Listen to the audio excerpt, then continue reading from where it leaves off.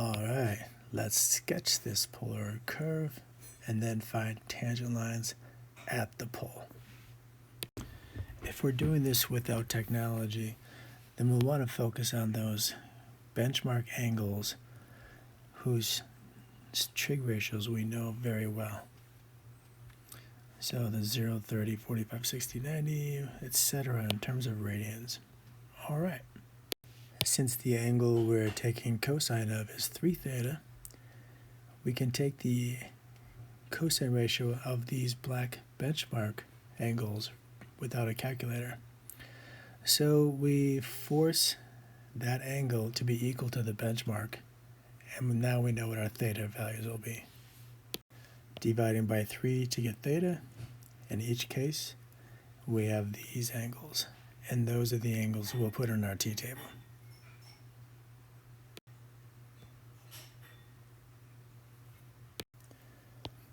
So, using all these theta measures, we will now find the corresponding r value using our function. So for example, when theta is 0, r is 4 times cosine of 0, which is 4. When theta is pi over 18, 3 times pi over 18 is pi over 6. Cosine of pi over 6 is radical 3 over 2. And when you multiply that by 4, we have 2 radical 3. One more time, when theta is pi over 12, 3 times pi over 12 is pi over 4. And cosine of pi over 4 is root 2 over 2. And when you multiply that by 4, we have 2 root 2.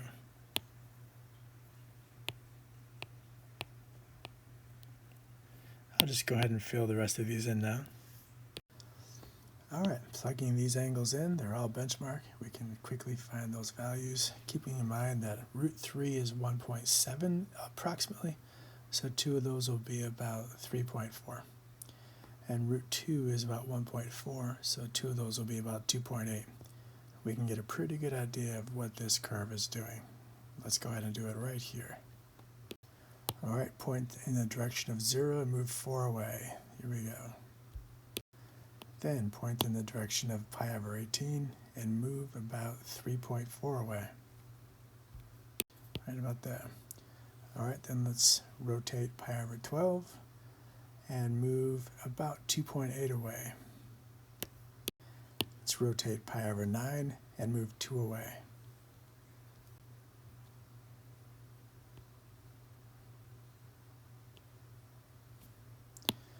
Then how about pi over 6 and move 0 away? So when we are pointing in this direction of pi over 6, which is about 30 degrees, we are supposed to only move 0, which puts us right at the pole. So we can see what happened here.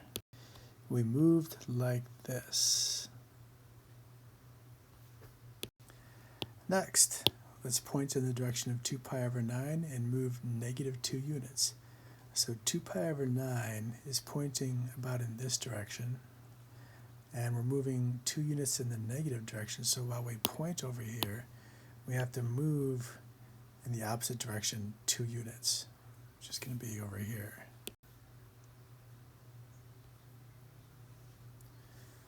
Okay, and then pointing in the direction of pi over 4, which is 45 degrees. By the way, this is about 40 degrees. Now at 45 degrees, we're going to go about negative 2.8. So we're pointing in this direction, but we're going in the opposite 2.8 units, which takes us to about here. Then at 5 pi over 18, which is only about 50 degrees, we're going to go to about negative 3.4. So at 50 degrees, we're going to go in the negative direction, about 3.4.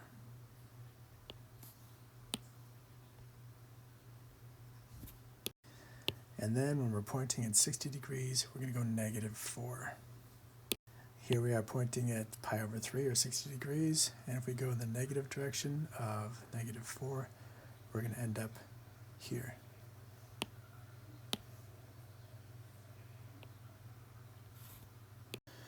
Alright, so this curve kind of looked like this. if we just keep brute forcing all these points, it would be a real hassle. We'll see what this rose curve looks like, but let's stop because it's a pain. And let's just go ahead and put it in our calculator and see that we're on the right track. And the rest of the graph is going to be a rose petal with exactly 3 petals. And the maximum distance from the origin is always 4. Let's go ahead and carry this out. This, and then like that, and approximately like that. All right, now let's find the tangent lines at the pole.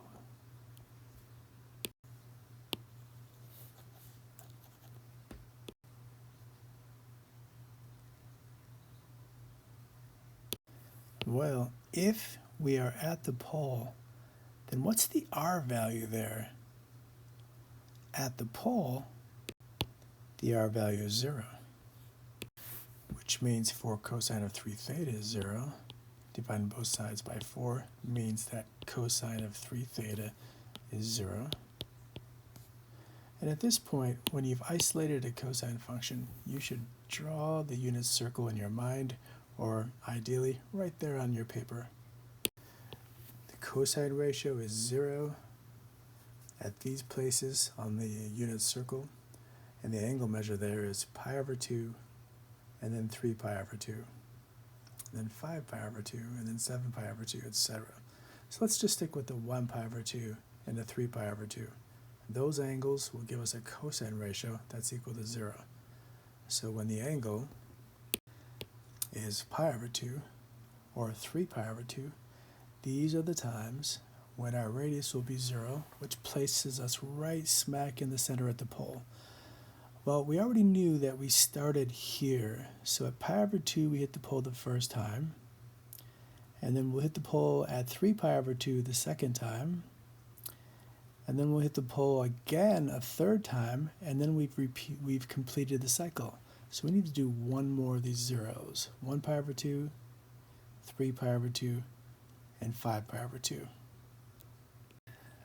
Solving these equations for theta, theta will equal pi over 6, theta will equal pi over 2, and the third one, theta will equal 5 pi over 6. All right, well, we want the equation of the tangent lines at those places. So let's take this first one, for example. It's sort of going to look like this. This is the equation of the tangent line. Think about it. For every single point on this line, the angle of rotation was pi over 6. So if you leave this equation in polar form as just pi over theta equals pi over 6, that is every single point on this line. And that is our line of symmetry. What about the next one? Keep going through, and we know that the radius, or the R value, is 0 at pi over 2. Well, that's the other equation of a tangent line. It's going to look like this. At pi over 6, and then at pi over 2, so that line is going to look like this.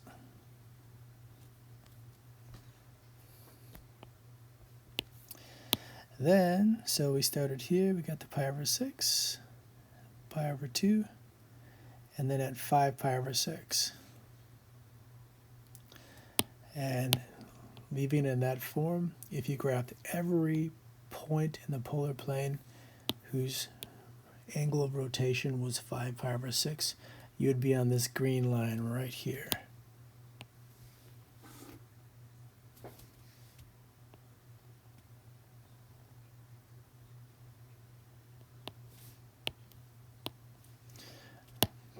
That's the tangent line at the pole. Well, that's it. Circled here are the answers of the tangent lines at the pole. I hope that explanation made sense. Keep thinking on it. I think it will.